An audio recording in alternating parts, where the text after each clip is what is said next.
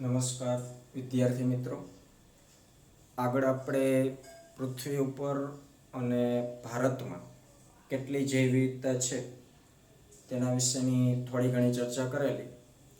ત્યાર પછીનો મુદ્દો છે જૈવ વિવિધતાના પ્રતિરૂપો અથવા તો ભાગ.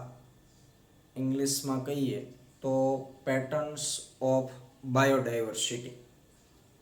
એટલે આ ટોપિકની અંદર આપણે પૃથ્વી ઉપર અલગ અલગ વિસ્તારમાં જુદી જુદી જગ્યાએ એક જ જાતિના સજીવોની સંખ્યા જે જુદી જુદી જોવા મળે છે અથવા તો અલગ અલગ પ્રકારની જાતિઓની સંખ્યા વિસ્તાર પ્રમાણે, પ્રદેશ પ્રમાણે જુદી જુદી હોય છે, તો એના ઉદાહરણો સાથે આપણે થોડીક ચર્ચા કરવાની છે. તો એમાં પહેલો મુદ્દો છે અક્ષાંશીય ઢોળાંશ. ચાલો એના વિશે ચર્ચા કરીએ. અક્ષાંશીય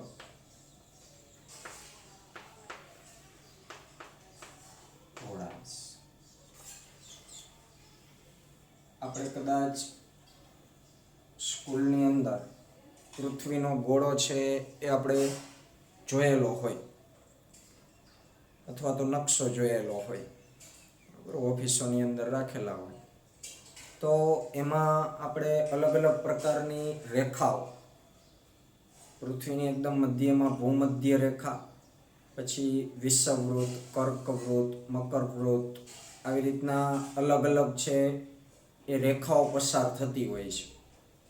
તો જુદા જુદા દેશો છે એ આવી જુદી જુદી રેખાઓમાં આવેલા હોય છે, જેને આપણે અક્ષાંશ તરીકે ઓળખતા હોઈએ છીએ.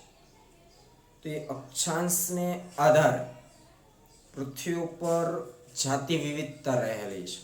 એટલે કે અહીં આપણે અક્ષાંશીય ઢોળાંશ એટલે કે એક પ્રદેશમાં કે જે કોઈ અલગ અક્ષાંશ ઉપર આવેલ છે, એ જ રીતે બીજો પ્રદેશ કે જે બીજા અક્ષાંશ ઉપર આવેલ છે, તો બંનેની જો સરખામણી કરવામાં આવે તો એમાં ઘણી બધી જાતિ વિવિધતા છે જોવા મળતી હોય છે.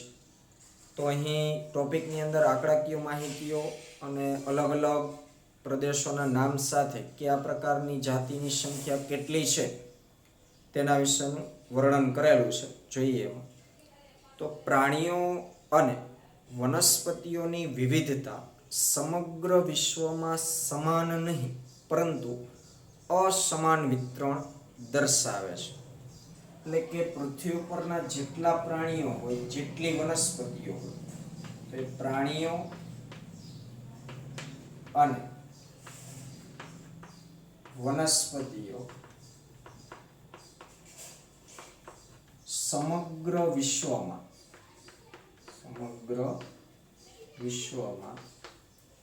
કેવું વિતરણ ધરાવે છે? અસમાન વિતરણ.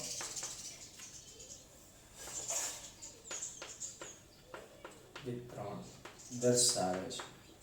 તો આનો મતલબ એવો છે કે આખું વિશ્વ એટલે કે આખી પૃથ્વી ઉપર જુદા જુદા પ્રદેશોમાં જુદા જુદા પ્રાણીઓ અને જુદી જુદી વનસ્પતિઓ આવેલી છે. ભારત દેશની વાત કરીએ તો ભારત દેશમાં જે મુજબના પ્રાણીઓ છે, તો એવા જ પ્રાણીઓ પછી અન્ય દેશમાં હોઈ શકે અથવા તો ન પણ હોઈ શકે. એવું ને એવું ખાલી એક દેશ પૂરતું વિચારીએ તો એક દેશની અંદર પણ જુદા જુદા પ્રદેશોમાં જુદા જુદા પ્રકારના પ્રાણીઓ હશે. એ જ રીતે વનસ્પતિઓ. તો પ્રાણીઓ અને વનસ્પતિઓ આખા વિશ્વમાં બધી જગ્યાએ એક સરખી જ જોવા નથી મળતી. અમુક વનસ્પતિઓ જે તે પ્રદેશ પૂરતી જ મર્યાદિત હશે, એ વનસ્પતિ આપણને ત્યાં જ જોવા મળશે. પછી એ વનસ્પતિ કોઈ અન્ય પ્રદેશમાં હોતી નથી. એવું ને એવું પ્રાણીઓની બાબતમાં હોય છે. તો ટૂંકમાં આખી પૃથ્વી ઉપર જુદા જુદા ક્ષેત્રમાં જુદા જુદા પ્રકારના પ્રાણીઓ અને જુદી જુદી પ્રકારની વનસ્પતિઓનું વિતરણ કુદરતી રીતે થયેલું છે. પ્રાણીઓ તેમજ વનસ્પતિઓના ઘણા સમૂહો માટે વિવિધતામાં રસપ્રદ ભાતો મળે છે. પ્રાણીઓના સમૂહો તો પક્ષી તો એક સમૂહ થયો, સસ્તન વર્ગ તો એક સમૂહ છે, સરીસૃપ તો એક સમૂહ છે. તો આમાંનો કોઈ પણ એક સમૂહ આપણે લઈ લઈએ માની લઈએ કે પક્ષીઓ, તો પછી પક્ષીઓ પણ આખા વિશ્વની અંદર અલગ અલગ ક્ષેત્રોમાં અલગ અલગ પ્રકારના હશે, અથવા તો કુલ પક્ષીઓની જે જાતો છે એની સંખ્યામાં વિવિધતા હશે, જેમાં ખૂબ જ જાણીતી વિવિધતામાં અક્ષાંશીય ક્રમબદ્ધ ઢોળાંશ છે. ખૂબ જ જાણીતી વિવિધતા સજીવોની બાબતમાં ખૂબ જ જાણીતી વિવિધતા એ કઈ છે? અક્ષાંશીય ઢોળાંશ.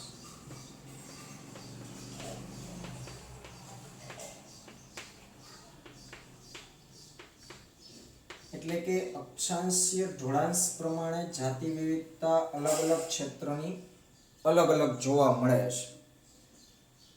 તો એમાં આપણે ઉદાહરણો સાથે ચર્ચા કરીએ તો સામાન્યતઃ વિષુવવૃત્ત એટલે કે જે ભૂમધ્ય રેખા છે એ વિષુવવૃત્તથી ધ્રુવો તરફ જઈએ તેમ જાતિ વિવિધતા ઘટતી જાય છે. ક્યાંથી ક્યાં? તો વિષુવવૃત્ત પ્રદેશ તરફથી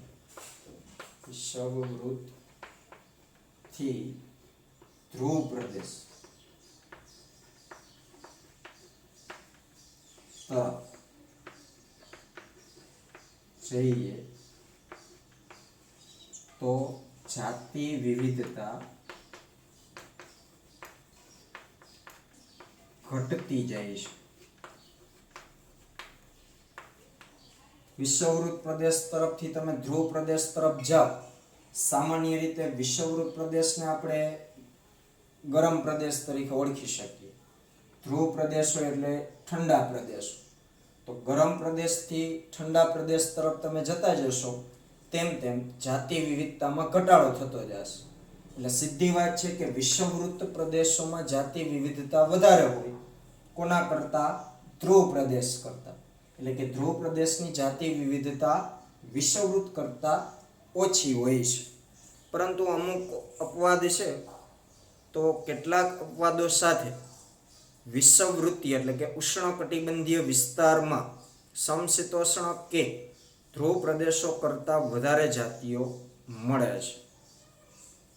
જેમ કે અમુક અપવાદોને આપણે બાદ કરી દઈએ તો મોટા ભાગે આવું જ રહેશે કે વિષુવવૃત્તથી તમે ધ્રુવ પ્રદેશ તરફ જશો તો જાતિ વિવિધતા ઘટતી જશે. એનું એક ઉદાહરણ આપ્યું કે વિષુવવૃત્તીય ઉષ્ણકટિબંધીય વિસ્તાર, તો અક્ષાંશીય સીમા આપણે કઈ લેવાની છે? કૌંસમાં તમને આપ્યું છે વિષુવવૃત્તીય ઉષ્ણકટિબંધીય વિસ્તાર, એનો આપણે અક્ષાંશીય ઢોળાંશ શું લેવાનો છે? તો કૌંસમાં આપેલું છે અક્ષાંશીય સીમા 23.5, અક્ષાંશીય સીમા 23.5 અંશ ઉત્તરથી 23.5 અંશ દક્ષિણ સુધી.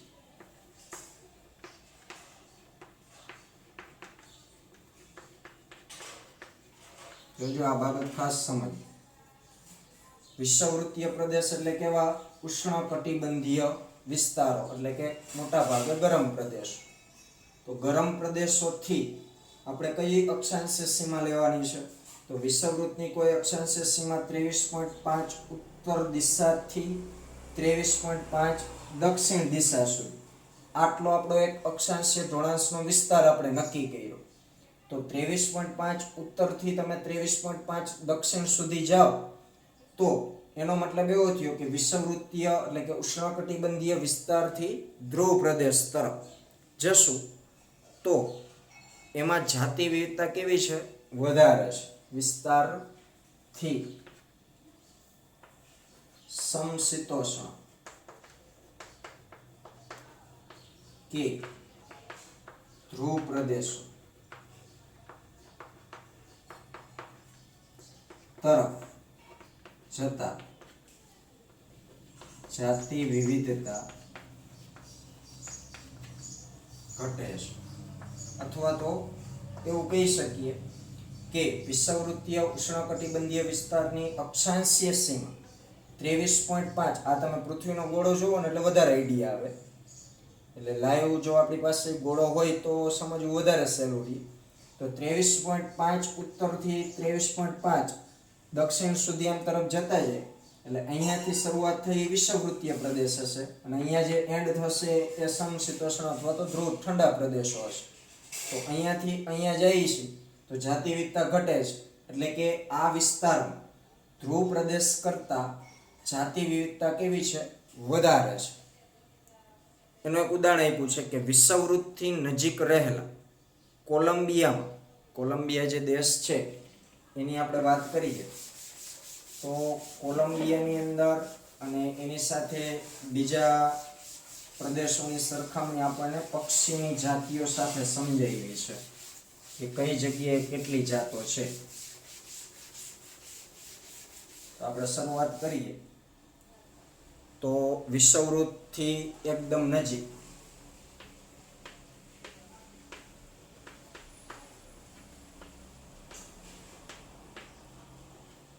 કોણ છે? કોલંબિયા દેશ. તો કોલંબિયામાં 1400 જેટલી પક્ષીઓની જાતિઓ છે. કોલંબિયાની અંદર 1400 જાતિ પક્ષીઓની. હવે કોલંબિયાથી આગળ 41° ઉત્તરમાં રહેલા ન્યુયોર્ક, એનાથી આગળ જઈએ તો ન્યુયોર્ક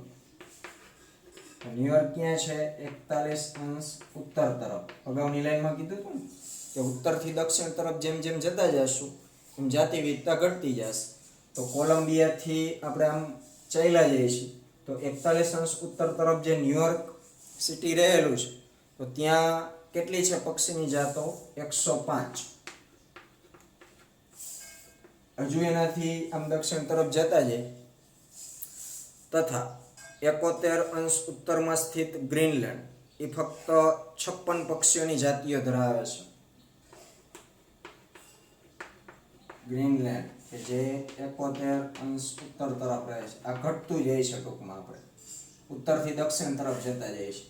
તો અહીંયા ગ્રીનલેન્ડની અંદર માત્ર ને માત્ર 56 પક્ષીઓની જાતો છે. તો અહીં જોઈ શકો છો કે વિષુવવૃત્તની નજીક જે કોલંબિયા પ્રદેશ છે તો ત્યાં 1400 જેટલી પક્ષીઓની જાતો છે. તો એનો મતલબ એવો થયો ને કે વિષુવવૃત્ત પ્રદેશ તરફ પક્ષીઓની જાતો વધારે છે. એનાથી આપણે આમ ધ્રુવ પ્રદેશ તરફ જતા જઈએ છીએ તો ન્યુયોર્કે પહોંચી છીએ તો 105 જેટલી પક્ષીઓની જાતો છે. એનાથી જે આગળ આપણે આમ દક્ષિણ તરફ જતા જઈએ છીએ, અહીંયા ઉત્તર લખ્યું છે એટલે આ છે ઉત્તર પણ આમ દક્ષિણ તરફની દિશા સૂચવે છે. તો ગ્રીનલેન્ડ પાસે જઈએ છીએ તો માત્ર 56 જેટલી જ જાતો છે. ભારત કે જેનો અધિકતમ જમીન વિસ્તાર ઉષ્ણકટિબંધીય અક્ષાંશમાં છે તે 1200 થી વધારે પક્ષીઓની જાતો ધરાવે છે. આપણા દેશની વાત કરીએ ભારતની, તો ભારત કે જેનો અધિકતમ એટલે કે વધુ જમીન વિસ્તાર ઉષ્ણકટિબંધીય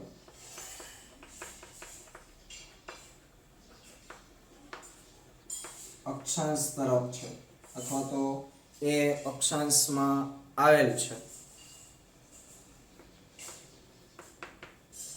તે કેટલી કીધી? 1200 થી વધારે પક્ષીઓની જાતો ધરાવે છે. તો ખાલી ભારત દેશ પૂરતી વાત કરીએ તો ભારતનો મોટા ભાગનો જમીન વિસ્તાર છે એ પૃથ્વીમાં ઉષ્ણકટિબંધીય અક્ષાંશ તરફ છે, એટલે કે વિષુવવૃત્ત પ્રદેશ તરફ છે.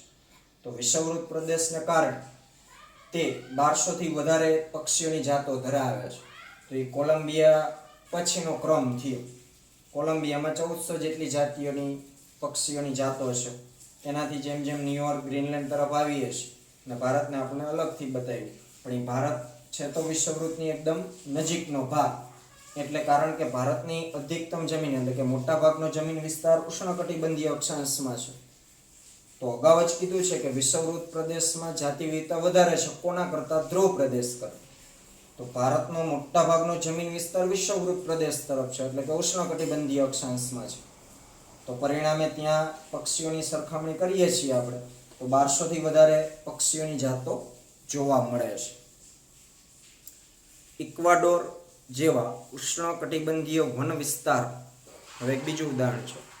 વાહક પેશીધારી વનસ્પતિની જાતિઓ યુએસએના મધ્ય પશ્ચિમ જેવા સમશીતોષ્ણ ક્ષેત્રના વન વિસ્તારો કરતાં 10 ગણી વધારે છે. જોજો એમાં ગોટાળેનો ચડતા.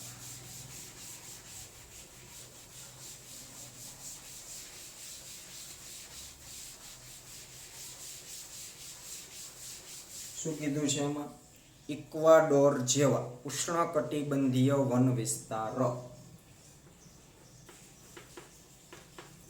ઇક્વાડોર છે એ ઉષ્ણકટિબંધીય વન વિસ્તાર છે. એની સરખામણી કોની સાથે કરેલી છે? તો યુએસએના મધ્ય પશ્ચિમ જેવા યુએસએ ના મધ્ય પશ્ચિમ જેવા સમશીતોષ્ણ વિસ્તાર.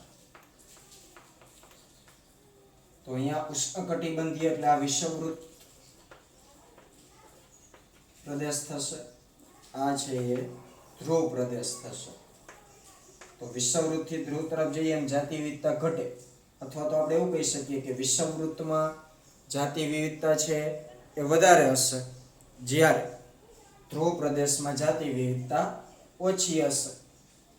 તો ઇક્વાડોરમાં જે વાહક પેશીધારી વનસ્પતિ, વાહક પેશીધારી વનસ્પતિઓ જેમ જેમ ઇક્વાડોર થી યુએસએ તરફ આવશું એમ ઘટતી જશે, અને યુએસએ થી ઇક્વાડોર તરફ જાશું એમ વધે છે, આ ઘટે છે. એટલે કહેવા શું માંગે છે કે ઇક્વાડોરમાં વાહક પેશીધારી વનસ્પતિઓ યુએસએના મધ્ય પશ્ચિમ જેવા સમશીતોષ્ણ વિસ્તાર કરતા વધારે છે જાતિ વિવિધતા. કેટલી? તો 10 ગણી વધારે.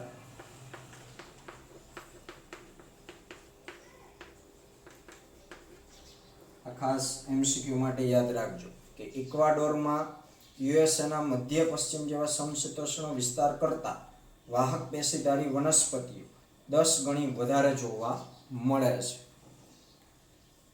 દક્ષિણ અમેરિકામાં એમેઝોન એટલે પૃથ્વી ઉપરનું ફેફસું કહેવાય. જેમ આપણા શરીરમાં ફેફસા અતિ આવશ્યક અને અગત્યનું અંગ છે જીવન ચલાવવા માટે, કારણ કે આપણા શ્વાસ સંચાલકનું એ કામ કરે છે ઓક્સિજન પૂરો પાડવાનું. તો એમ આખી પૃથ્વીમાં મુખ્ય ઓક્સિજન પૂરો પાડવાનું કામ છે એમેઝોન વર્ષા જંગલોનું છે. એટલે એમેઝોનને પૃથ્વી ઉપરના ફેફસા તરીકે પણ ઓળખવામાં આવે છે. તો એ દક્ષિણ અમેરિકાના એમેઝોનના મોટા ભાગના ઉષ્ણકટિબંધીય વર્ષાવન પૃથ્વી પર સૌથી વધારે જૈવ વિવિધતા ધરાવે છે. બરાબર, મેં હમણાં જ કીધું એમ એમેઝોન વર્ષા જંગલો છે તો એને પૃથ્વીના ફેફસા સમાન ગણવામાં આવ્યા છે. તો એક બાજુ આખી પૃથ્વીનો પ્રદેશ અને એક બાજુ આ એમેઝોન વર્ષા જંગલ. તો આ દક્ષિણ અમેરિકાના જે એમેઝોન વિસ્તાર છે કે જ્યાં ઉષ્ણકટિબંધીય વર્ષાવનો આવેલા છે એ પૃથ્વી ઉપરની સૌથી વધુ વિવિધતા ધરાવે છે. તે એટલે કે એ જગ્યાએ શું શું છે? તો 40,000 વનસ્પતિની જાતિઓ, 3,000 મત્સ્યની, ત્યાં જે તળાવો ને બધું હોય એમાં, 1,300 જેટલી પક્ષીઓની જાતો, 427 જેટલી સસ્તનોની, 427 જેટલી ઉભયજીવીઓની, 378 જેટલી સરીસૃપોની તથા 1,25,000 થી વધારે અપૃષ્ઠવંશી પ્રાણીઓની જાતિઓનું નિવાસ સ્થાન છે. જોજો એ આંકડાઓ ખાસ રાખજો યાદ. 40,000 વનસ્પતિની જાતિઓ, 3000 મત્સ્યની, 1300 પક્ષીઓની, 427 સસ્તનોની, 427 ઉભયજીવીઓની, 378 સરીસૃપોની તથા 1,25,000થી વધારે અપૃષ્ઠવંશી પ્રાણીઓની જાતિઓનું એ નિવાસ સ્થાન છે. અને સાથે સાથે વૈજ્ઞાનિકોનું અનુમાન છે કે આ વર્ષાવનોમાં અત્યારે પણ ઓછામાં ઓછી 2 મિલિયન એટલે 20 લાખ જેટલી કીટક જાતિઓની શોધ તથા નામકરણ કે ઓળખ બાકી છે. આવું વૈજ્ઞાનિકોનું અનુમાન છે કે 20 લાખ જેટલા કીટકોનું હજુ સંશોધન કરવાનું બાકી છે, માત્ર ને માત્ર એમેઝોન ઉષ્ણકટિબંધીય વર્ષાવનની અંદર. તો આટલા તો હજુ કીટકો શોધવાના બાકી છે એ જગ્યાએ. તો આ બધા આંકડાઓથી આપણે કલ્પના કરી શકીએ કે એ વિસ્તાર કેટલો મહત્વનો જૈવ વિવિધતાની બાબતમાં અને કેટલો મોટો હશે. આગળ વાત કરીએ તો એક પ્રશ્ન છે કે વિષુવવૃત્ત વિસ્તારમાં એવું શું વિશેષ છે જે તેમની સૌથી વધારે વિવિધતા માટે કારણભૂત છે? વારંવાર આપણે કહીએ છીએ કે વિષુવવૃત્ત પ્રદેશમાં ધ્રુવ પ્રદેશો કરતાં જાતિ વિવિધતા વધારે છે. તો એની પાછળનું કારણ શું કે વિષુવવૃત્ત પ્રદેશમાં કેમ જાતિ વિવિધતા વધારે છે? ચર્ચા કરીએ તો પરિસ્થિતિવિદો તથા ઉદ્વિકાસીય જીવશાસ્ત્રીઓએ ઘણી પરિકલ્પનાઓ પ્રસ્થાપિત કરી છે આ જવાબો આપવા માટેની, જેમાંથી કેટલીક મહત્વની છે. જેમાં પહેલું, જાતિ ઉદ્ભવ સામાન્ય રીતે સમયનું કાર્ય છે. કોઈ પણ જાતિનો ઉદ્ભવ થવો એ સમયે સમયે થતું હોય છે. આ બધા વૈજ્ઞાનિકો પરિસ્થિતિવિદોના અમુક પ્રકારના થોડા ઘણા અનુમાનો હશે, અમુક સંશોધનોને આધારે પણ સાબિત થયેલું હશે. તો એમાં પહેલી બાબત આપણે કહીએ છે કે જાતિ ઉદ્ભવ એ સમયનું કાર્ય છે. એટલે કે સામાન્ય રીતે કોઈ પણ સમય મતલબ કે આ જે કાળ ચાલે છે તો લાખો વર્ષોના અંતે નવી નવી જાતિઓ છે એ ઉદ્ભવતી હોય છે, એવું આપણે ઉદ્વિકાસમાં ભણી ગયા છે. સમશીતોષ્ણ કટિબંધ આધીન વિસ્તારોમાં ભૂતકાળમાં વારંવાર હિમપ્રપાત થતો રહ્યો, જ્યારે તેનાથી વિપરીત ઉષ્ણકટિબંધીય અક્ષાંશો લાખો વર્ષોથી તેની સાપેક્ષે ખલેલ વગરના રહ્યા છે. તો આ જાતિ ઉદ્ભવમાં આપણને શું કહે છે કે જે સમશીતોષ્ણ પ્રદેશો હતા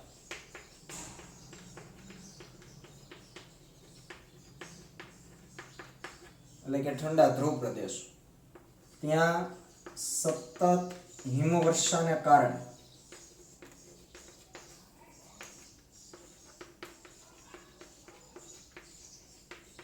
ખલેલ પહોંચતી રહી, જ્યારે એની સામે ઉષ્ણ કટિબંધીય જે પ્રદેશો હતા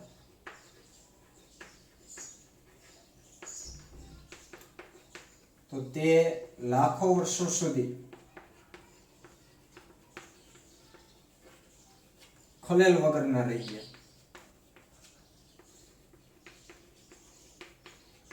તો સ્વાભાવિક વિચારી શકાય કે આ લોકોએ અથવા તો આ પ્રદેશે ઘણું બધું સહન કર્યું છે, કારણ કે સતત હિમવર્ષા થતી રહેતી તો ત્યાંનું પર્યાવરણ, ત્યાંની પરિસ્થિતિ સતત બદલતી રહેતી. તો ત્યાં રહેનારા જે ભૂતકાળના સજીવો છે લાંબો સમય ટકી નહીં શક્યા. જ્યારે ઉષ્ણકટિબંધીય પ્રદેશોમાં કોઈ એવી કુદરતી આફતો આવેલી નથી, એટલે કે લાખો વર્ષો સુધી એમને સ્થિત જ રહ્યા, એમાં કોઈ જાતનું પરિવર્તન કે કોઈ કુદરતી આફતો છે સમશીતોષ્ણ પ્રદેશો જેવી આવેલી નહોતી. તો લાખો વર્ષો સુધી ખલેલ વગર નહીં રહીએ, એટલે ત્યાંના સજીવો છે એ સારો એવો ઉદ્વિકાસ કરવામાં સક્ષમ થયા. જ્યારે સમશીતોષ્ણ પ્રદેશોમાં રહેનારા જે સજીવો છે એ આવી બધી કુદરતી આફતોને ઝેલવામાં જ એ નાશ પામ્યા, અથવા તો એટલો એમનો પોતાનો જાતિ ઉદ્ભવ વિકાસ છે એ કરી શક્યા નહીં. આ એક કારણ. આ જ કારણે જાતિ વૈવિધ્યકરણ માટે લાંબો ઉદ્વિકાસીય સમય મળ્યો. કોને? ઉષ્ણકટિબંધીય વિસ્તારો. અને સમશીતોષ્ણ પ્રદેશોમાં છે એ સતત હિમવર્ષા થતી તો એને એટલો બધો ઉદ્વિકાસ માટેનો સમય મળતો નહીં. બીજું છે કે ઉષ્ણકટિબંધીય પર્યાવરણ એ સમશીતોષ્ણ પર્યાવરણથી વિપરીત રીતે ઓછા ઋતુકીય પરિવર્તનયુક્ત, પ્રમાણમાં વધુ સ્થિર અને ભવિષ્ય ભાખવા યોગ્ય અથવા તો અનુમાનિત રહ્યું. આ બીજું કારણ. બીજું કારણમાં શું આપણને કીધું?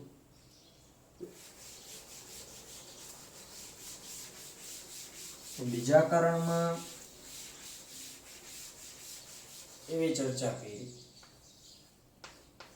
કે ઉષ્ણકટિબંધીય જે વિસ્તારો છે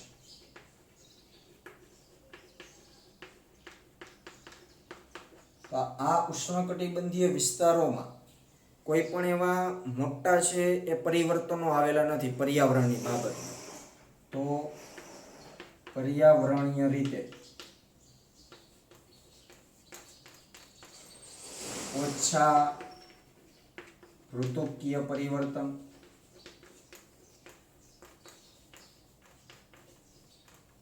સાથે સાથે પ્રમાણમાં વધુ સ્થિર